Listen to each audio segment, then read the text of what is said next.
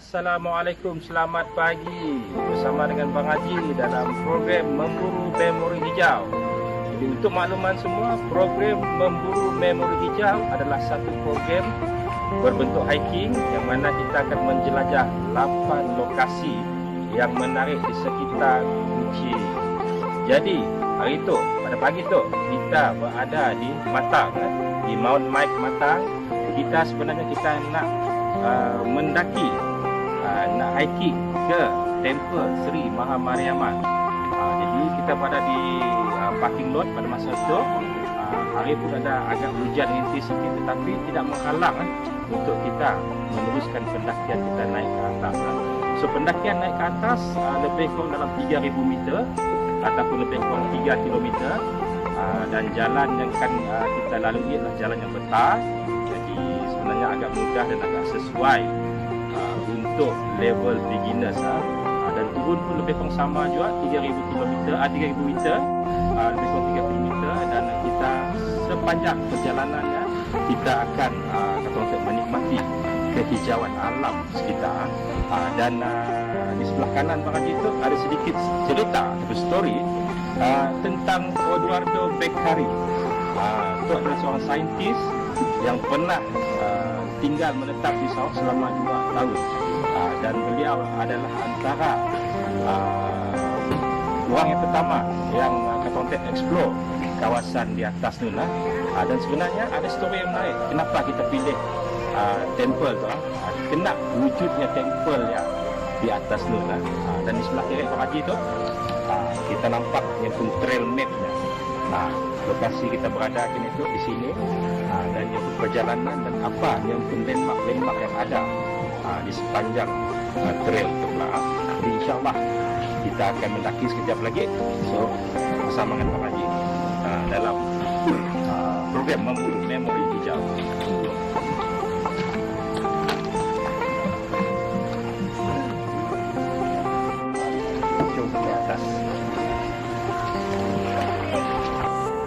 Perjalanan naik ke atas mengambil masa lebih kurang 45 minit dan kepada yang fit boleh sampai dalam tempoh 35 ke 40 minit.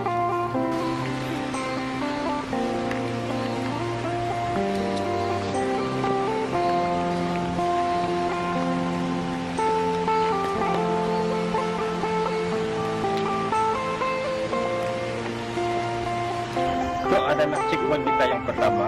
Jadi lebih kurang 150 meter daripada kapak tadi. Jadi itu adalah salah satu temple kecil yang ada di laluan kita tu. InsyaAllah kita akan temu satu lagi di atas Nun Kelak sebelum kita sampai kepada temple yang utama. Jadi teruskan pendakian. Tetapi just pesan Bang Haji kita orang, tolong jaga kebersihan. Sampah-sampah kita simpan dulu, kelak kita buang di atas. Okey, jom kita naik ke atas lagi.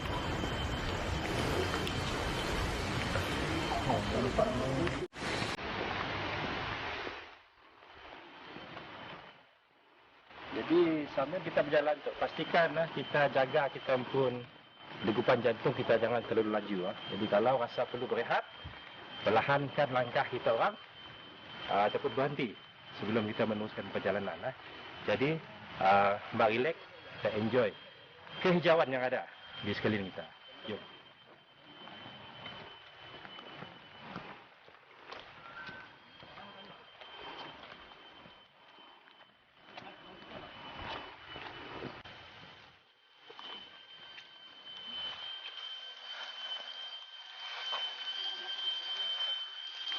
Okey, di sepanjang trail tu kita akan berjumpa dengan papan tanda yang ada seperti di sebelah kiri tu.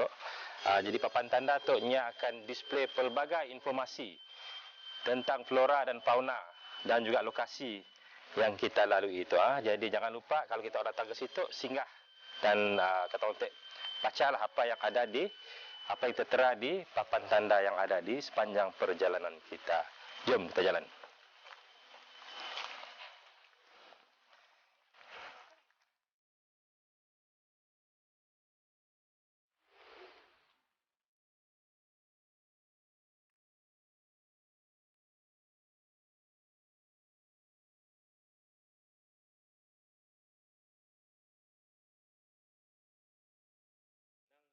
pengunjung yang datang pada hujung minggu, dan pendakian ke tempel boleh dimulakan seawal 7 pagi.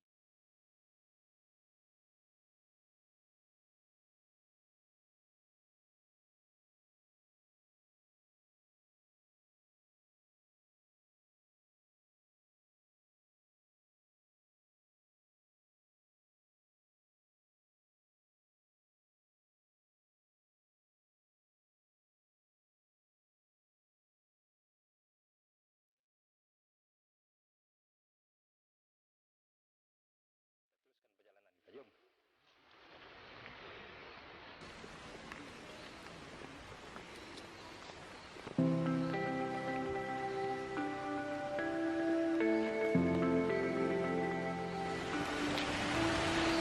Jadi antara kayu yang paling popular di negeri Sarawak adalah kayu belian. Check it out.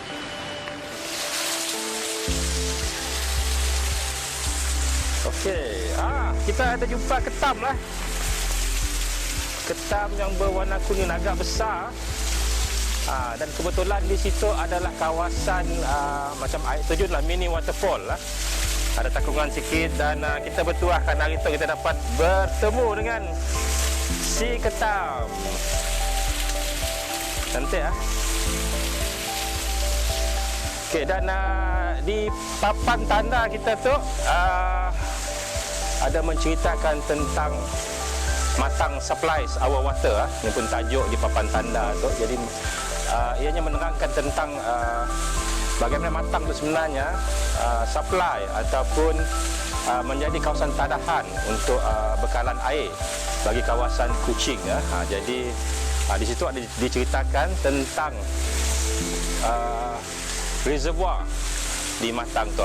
Jadi kita orang boleh baca, boleh check it out sebagai info kita orang.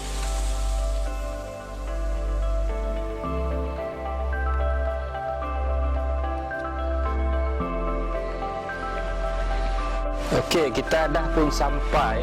Sebenarnya kita dah sampai ke 1000 meter yang pertama. Jadi tinggal lagi 2000 meter untuk kita sampai ke tempel utama di atas. Jadi kita perlu teruskan perjalanan kita walaupun hujan rintis, tetapi tidak menghalang untuk kita terus naik ke atas. Jom.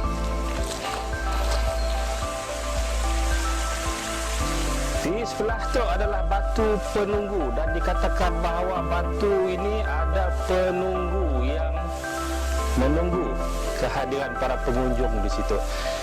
Dan kalau kita lihat di bawah batu terdapat makanan yang dijadikan sebagai offering kepada sang penunggu. Dan dikatakan kalau nak bergambar di situ, kemungkinan kita orang boleh capture sesuatu. Jadi berhati-hati guys.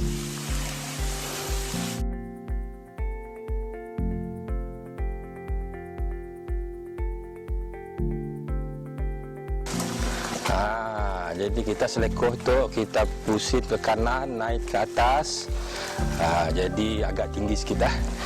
Tapi siapa? Slow-slow, relax-relax. Naik aja. Berapa meter? Kita ada 2000 meter lagi sebelum sampai ke tempel. Okey guys, kita sampai dekat satu selekoh yang agak tajam dan pendakian agak curam, tetapi distance-nya hanya pendek, tak jauh. Jadi sebenarnya boleh dilalui oleh motosikal, basikal dan juga kenderaan.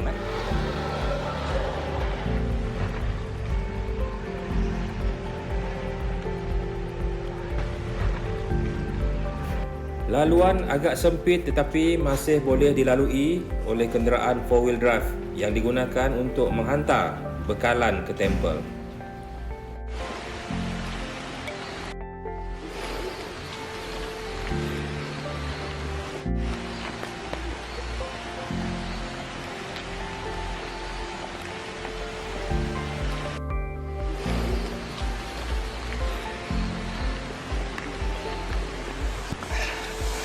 Di sebelah kiri Bang Haji itu kita nampak ada satu kawasan yang luas, dan ketontek pokok pun agak kurang. Jadi sebenarnya ada satu cerita di sebaliknya, dan pada asalnya Kawasan tu adalah satu kawasan ladang tanaman kopi dan teh. Dan ladang tu telah diusahakan pada zaman Raja Charles Brooke. Jadi untuk dapatkan nyempun maklumatnya, kita rujuk kepada papan tanda yang ada.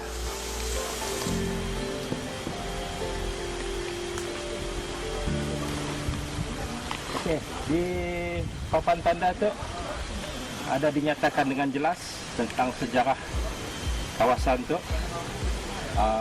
Antaranya adalah kawasan tu pernah diusahakan pada tahun 1867 pada zaman Raja Charles Brooke, diusahakan ladang kopi dan teh. Maka wujudnya tempel Sri Mahamariamman di Matang tu disebabkan oleh penanaman kopi dan teh, dan kebanyakan pekerja yang dibawa daripada India datang dan bekerja di kawasan itu. Jadi anda berpeluang untuk mengetahui secara detail tentang sejarah sebenar tempel Sri Mahamariamman.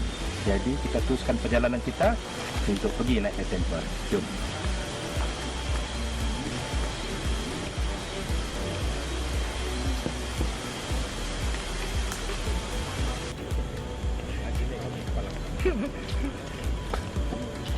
Ni. Tadi kita tak pergi kan. Mantap foto video.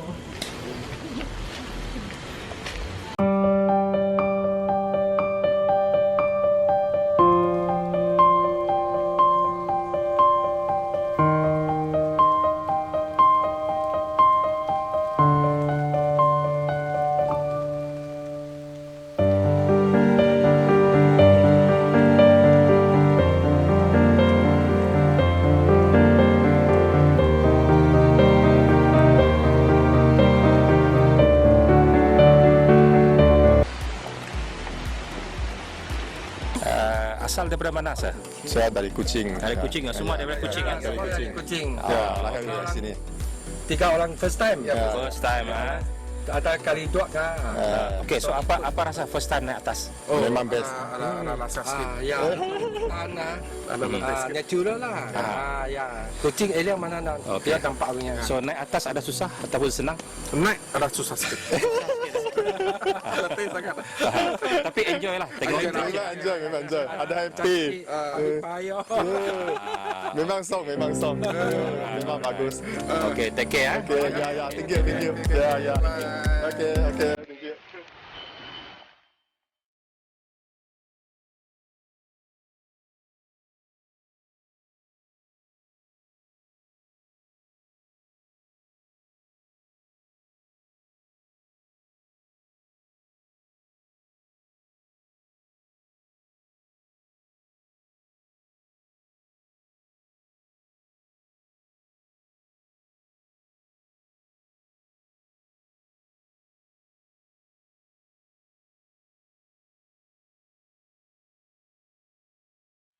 Okey, kita dah pun sampai ke kuil yang kecil yang kedua.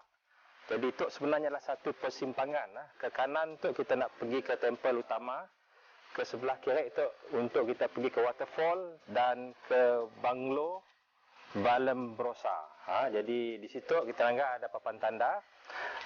Ada dinyatakan tentang tata cara etika di kuil Kelang. Jadi minta kita menghormati dan menjaga etika kita sepanjang kita berada di kawasan tempel.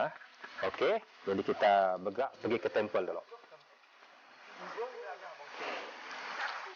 Jadi itu adalah antara pengunjung yang dah sampai ke tempel utama di atas tu. Jadi danya dah mulai untuk memulakan perjalanan untuk turun ke bawah. Jadi kita berloya sekejap konsilnya dulu. Kak, kita di sini Kak. Kami all semua dari Semahan. Kampung ni kita. Kampung Dap. Kampung Dap. Pertama kali datang ke situ ke? Pertama kali. Okey, apa perasaan bila sampai ke atas hotel? Rabi. Dengan cabaran naik bukit je, ya Allah. Tuanku rasa macam si sampai je. Tapi bila dah slow-slow jalan, alhamdulillah, orang pun sampai. Alhamdulillah. Sampai di puncak nun atas tu sekali. So, pernah sih kita orang tertanya-tanya, kena di atas gunung tu ada kuil? Benar. memang ada tertanya lah. Macam ni tiba-tiba ada dengan keadaan hutan lagi nak. Tiba-tiba ada kuil di tengah-tengah hutan macam tu. Oh. Jadi tapi kami orang tasik sempat nak bertanya di dalam tu sebab Okey. tidak di tengah semayang tu nak. Okey. Jadi saya dah apa yang dapat saya dapat cerita apa lah tek. Just berjalan tu ni ajaklah kami orang tek. Jadi sebenarnya di atas tu ni ada banyak sejarah sebenarnya. Ya sebenarnya nak ditahu kami orang dalam tu tadi sebenarnya. Jangan lupa ikut program kami orang Okey. memburu memori hijau. Okey, boleh. Okey, terima kasih ya. Okey, masih semua. Okey.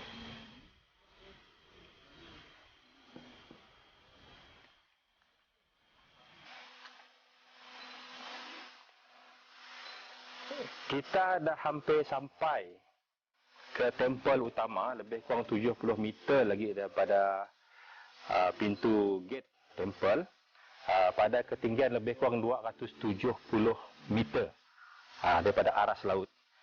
Dan di sebelah kanan tu, kalau kita orang nampak dengan jelas, umpamakan batu-batu tu disusun di sepanjang tepi tu, di cerun tu. Jadi kita orang nanggah susunan batu tu sebenarnya adalah retaining wall.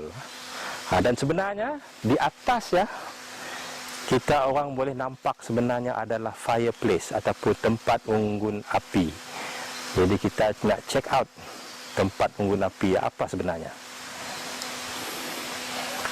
Jadi untuk pengetahuan anda semua, tempat tu ada banyak fireplace yang telah dibina. Jadi satu tempat fireplace tu digunakan untuk satu family. Jadi ada banyak family yang menetap dan tinggal di kawasan ladang tu dan bekerja di situ. Jadi sebab ya, kita lihat di kawasan sekitar tu ada banyak unggun api yang dibina untuk kegunaan memanaskan badan pada malam hari.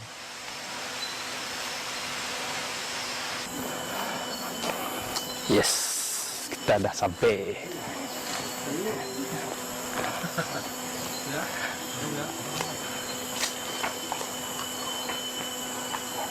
Yes, kita dah pun sampai ke tempel Sri Mahamariamman di Matang tu. Jadi di sebelah kiri tu, di atas tu adalah nyempun kuilnya. Dan tangga tu ada 108 anak tangga. So ini ada maksudnya. Jadi untuk tahu apa maksudnya, kita pergi naik ke atas, kita nak interview nyempun penasihat kepada kuil tu. So kita naik ke atas . So kita kena buka kasut untuk naik ke atas .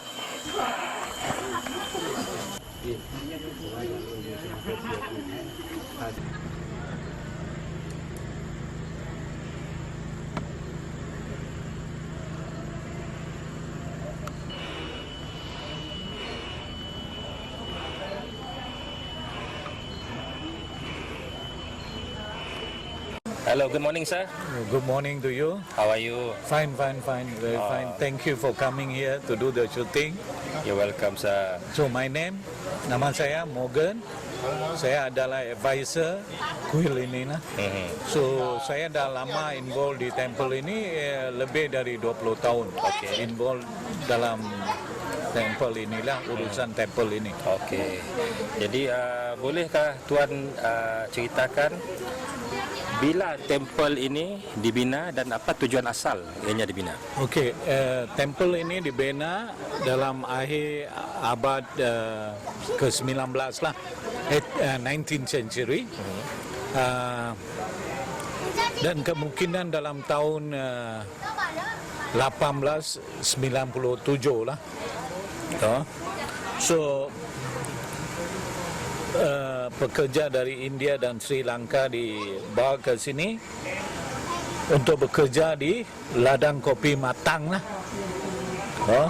Kebanyakan orang beragama Hindu dan pada masa itu tiada tempat ibadat untuk mereka lah. Kemudian mereka bergotong royong berdirikan tempel inilah. Nama tempel ini Sri Mahamariamman Temple. Okey. Jadi asalnya tempel ini dibina untuk pekerja yang bekerja di ladang kopi ladang dan ini. teh. Ya, betul. Alright. Okey. Pada tahun bila ladang ini dibuka, tuan? Dia start dalam 1868. Clearing work dibuatlah. The second raja, Charles Brook, dia nak cultivate cash crop di Sarawak. Okey. So dia invite Beccari, botanis dari Itali lah, untuk reki tempat yang sesuai lah. So at last dia dapat matang estate ini boleh buat lah. Okey. Tempel dan kawasan ladang ini ditinggalkan pada tahun bila? 1912. 1912. Nah, sebab dia dia punya hasil kurang. Okey. Kemungkinan tanah tak sesuai ke apa. Dan satu lagi, air ini digunakan under water catchment area. Dua sebab lah. Jadi ladang ini telah ditutup dan tinggalkan termasuklah dengan kuil yang ada. Yang deity itu dia orang bawa balik. Okey. Temple dia tak boleh buat apa-apa, dia tinggalkan. So dia baliklah. Dan pada tahun bila ianya ditemui semula tempel ini? Dalam tahun 1967-68, dalam masa itu. Okey. Siapa yang menemuinya, tuan? Nama dia Arbi bin Bengali. Dia seorang Bedayu Melanau lah. So dia datang, pemburu lah, dia datang untuk buru lah. Dan dia ada thunderstorm. So dia step into temple inilah. Berlindung dan berteduh di sini. Teduh di sini. Dan pada masa tersebut dia telah menemui tempel ya. So apa yang berlaku selepas itu, tuan? Dia ada orang cerita dia ada ambil satu benda dari sini. So dia bawa ke rumah dia. So malam itu dia mimpi, so dia hantar balik lagi. Okey. So yang saya tahu dia kerja di waterboard masa itu. So dia yang bagi tahu pekerja orang India dekat kawan dia. Saya ada jumpa satu temple. Mungkin temple itu orang India. So dalam tahun 1970 kerja-kerja simple renovation work dibuat dan siap dilakukan dalam tahun 1970 lah. Okey. Diketuai oleh, dia ada jawatan kuasa kecil dan diketuai oleh R.L. Lachmanan lah. Lachmanan. Okey. Dan dia punya komiti lah. Yang itu. Dan dalam tahun 2007 dia start major renovation. Okey. Waktu itu pun jalan raya tak apa belum ada lagi. So kita makan masa 4 tahun untuk siap. Okey. So pekerja yang carving work itu kita bawa dari KL lah. Sebenarnya dia orang ini dari India juga. Okey. So dia orang yang buat inilah. Kayu-kayu ambil dari sini juga. Okey. Kita minta izin dari jabatan hutan dengan waterboard. Okey.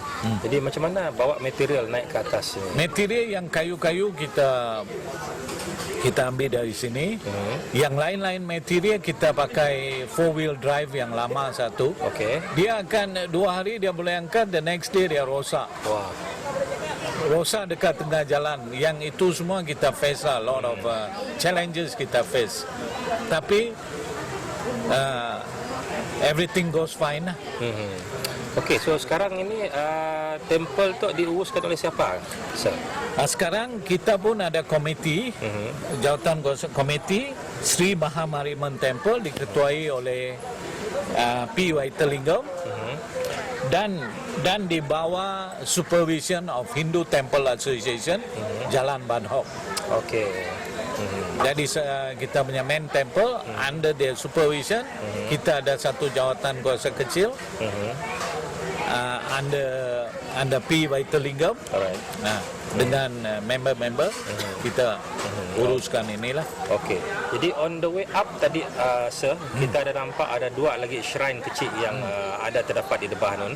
So boleh ceritakan sikit apa itu ialah yang orang cakap kita masuk dalam kawasan yang gunung, kita minta izin dari the statue sana untuk safe journey lah. Okey. Macam itu. Dan untuk naik ke atas kita ada 108 anak tangga. Ya. Okey, yang melambang apa ya, sir? Dia macam kita usually the beads also, the Muslim punya beads also 108 it's a numerical good number. You can have double. Okey. Double dari itu. Tak tu. Triple dari itu. So 108 is a significant number. Alright. Okey. Alright. Setakat aja. Okey, setakat itu aja daripada kita, sir. Ya. So terima kasih kerana bersama dengan kita. Actually kita punya future plan memang satu-satu temple yang unik di Malaysia. 100,000 kaki above sea level lah, this one 1,000 feet above sea level, and it is made from billion. So it's a very unique temple, and we expect this to be one of the tourist spot for Sarawak lah. Okay. And our yang kita, the temple function is setahun sekali. They call it the full moon lah. Full moon. Every month ada full moon, tapi one particular month there's a auspicious full moon. So dalam bulan itu usually April atau May falls under between these 2 months. Kita akan buat big function sinilah. So kita expect banyak orang dari Semenanjung, just because of the COVID. Okay. Kita ada slow down. Sebelum ini memang banyak dari Singapura, dari Brunei, KL Semenanjung selalu datang. Dia orang cakap temple ini unik. So ada pengunjung daripada luar, daripada Malaysia yang datang. Ya. Even Brunei, dari overseas, kalau Indians dia tahu dia datang. Alright. Okay. So our future plan memang to make this spot as a tourism spot lah. Alright. Okay. Right. Thank you so much. Thank you. Thank everybody for welcoming here. Yeah. Our committee wish you all the best. Thank you.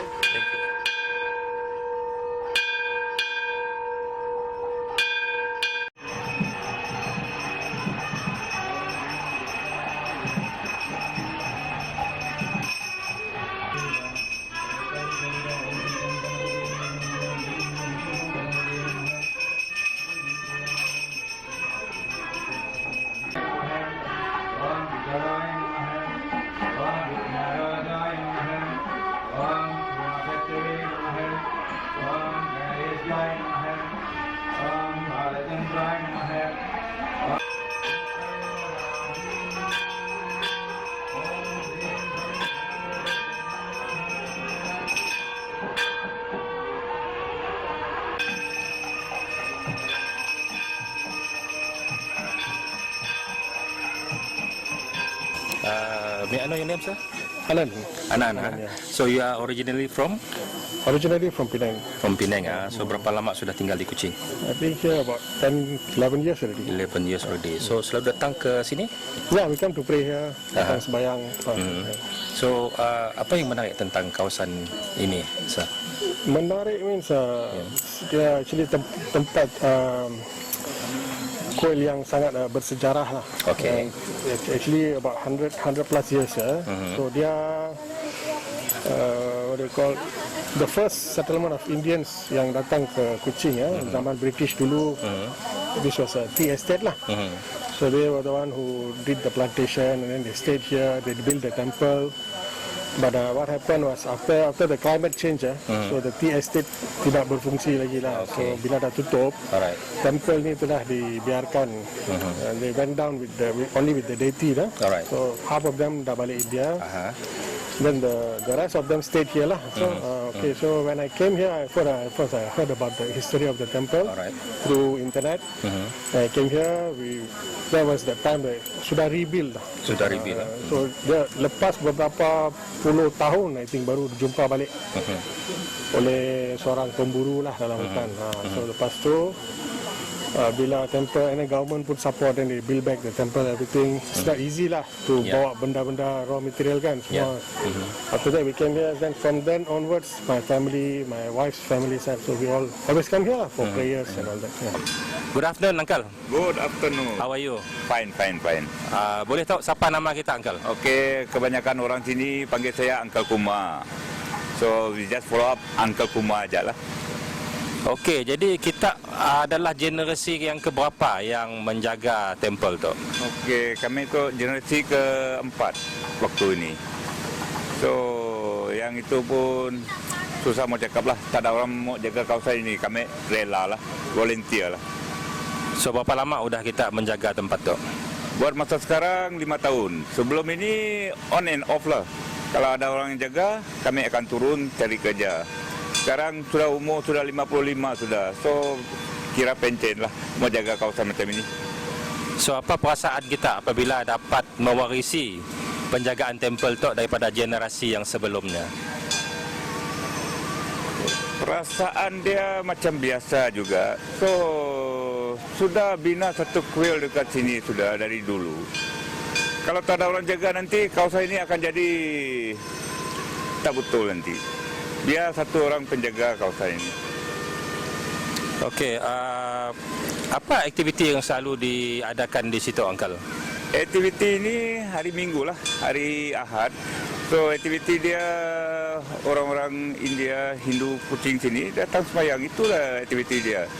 Okey, sejak bila tempat tu jadi tempat hiking yang popular, Uncle? Sejak 2 tahun lalu lah. Sejak 2 tahun dulu Datuk Karim declare tempat ini sebagai Bakari Route, kalau tidak silap saya lah.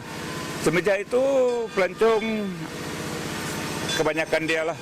Semua mau tahu kawasan ini. So semenjak itulah sampai sekarang banyak orang yang naik. Apa juga tinggalan sejarah yang terdapat di kawasan temple tu, Uncle? Sejarah dia kebanyakan dulu orang-orang India bertahap dekat sini, dia orang duduk dekat tempat mana yang air ada. So akses dia senang sikit. So itulah. Okey, Uncle. Jadi terima kasih kerana dapat bersama kita pada hari itu, Uncle. Okey, sama-sama.